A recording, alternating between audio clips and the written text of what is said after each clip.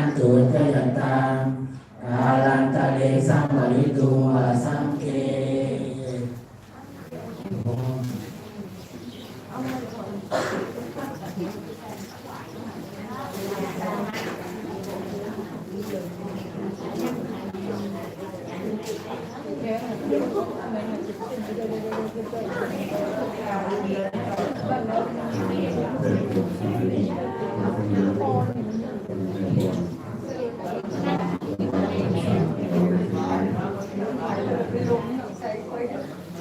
วันนำพรรษาคือมันกับวันทับบาทเทวูวันเทวโลหณะวันเทวโลหณะเกี่ยวกับวันพระพุทธเจ้าเปิดโลกหลังจากที่เป็นจากพรรษาอยู่สวรรค์แต่พวกนี้มันแสดงความเป็นอยู่เลยนะเพราะมันเกิดมากเจ็ดเมื่อเมษพระสุตตะคนเลยเร็วกาที่เริ่มเป็นจากพรรษาอยู่ในสวรรค์มีวัด3 เดือนมันจะได้ลงมาในเมืองสังฆะอยู่ตัวเองในเสาอยู่ลงจะได้ลงมาจากมาบุญในโลกเพราะพุทธเจ้าเพิ่งลงมาเที่ยวด่าโมหลงบันไดเงินบันไดทองบันไดแก้วบันไดพุทธเจ้าไหนดูบันไดแก้วที่ตรงกลางบันไดเงินอยู่ตรงกลางเทวดาห้องล้อมที่ทั้งพวกเทวดาห้องมาแล้วอยู่เพิ่นลงมาเมื่อนั้นเพิ่นบอกโลกทั้ง3มองในทุกมันเก็บเปิดโลกเคยสัตว์นรกเคยได้รับความทรมานได้รับกรรมไปเก็บเลยโลกเคยร้อนไปเก็บที่จริงแล้วอื่นเนาะเอาไปก่อนมันทำนี้ยังระลึกถึงมีหาทางบ้านมันพลาด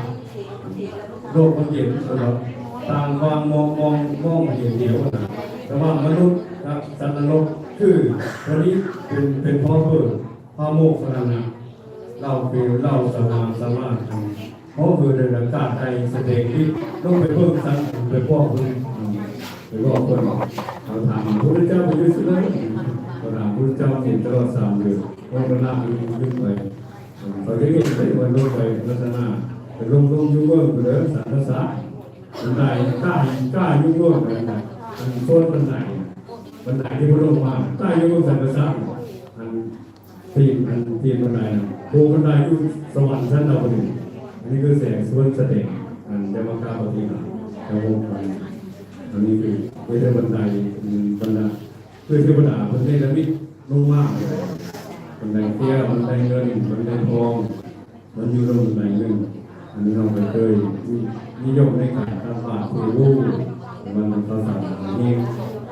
ความหมายคือการบาตรเทวูวันเทโวโรหณะวันภาวนาภาษาคือประเด็นภาวนาภาษานี้นะครับแต่เราภาวนาก็คือร้องมันคือเดี๋ยวก็จะพูดจำภาษาครับมันไม่ได้เรื่องเล่ากันก็เลยเพราะอธิษฐานเรามีคุยกันนะอยู่เพื่ออยู่มันจำภาษาจำว่าเพื่อจำมันพระเจ้าไม่ได้ที่แข็งอยู่เพื่ออยู่มันต้องคุยกันเลยที่ว่ามันเป็นความเสียหายเป็นเรื่องเล่าเป็นเรื่องเล่าเลยบอกว่าหน้าคือบอกไว้ถ้าเกิดกันต้องว่าผู้น้อยผู้ใหญ่ผู้ใหญ่กับถ้าเกิดผู้น้อยผู้เล็กถ้าเกิดมาเป็นมาโยกเข้าขึ้นกันจะเอาเร็วกันเอาว่าเด้อจะน้อยก่อนจะได้เร็วมีจะพูดกันเองถ้าไม่ได้ผมว่ามันพิษเลยไม่ใช่ยากไม่ใช่ตัวขอมันโยมันพิษจะได้ตัวหน้านะครับจะได้เบอร์ขอแล้วไม่จะพูดเอาไปพูดขอได้นะขอหน้าทำตัวนี้นะเนาะสถานีบอกให้ยังโดนทั้งหลายโดยการของวิญญาณทั้งสองนะครับในวันเกิดก่อนอายุในการเป็นที่มาถวายสังฆทานในวันออกพรรษาในวันภาวนา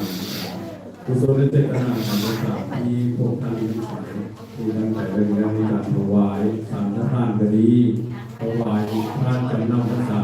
ให้แก่พระสงฆ์ก็ดีถวายต้นไม้พึ่งให้แก่สงฆ์ก็ดีขอกุศลเจตนานั้นจงสะท้อนย้อนผลไปทุกชาติทุกภพจะไปเกิดในภพภูมิไหนก็ตามจะได้รับการบ้าวิจารณ์มาหรือที่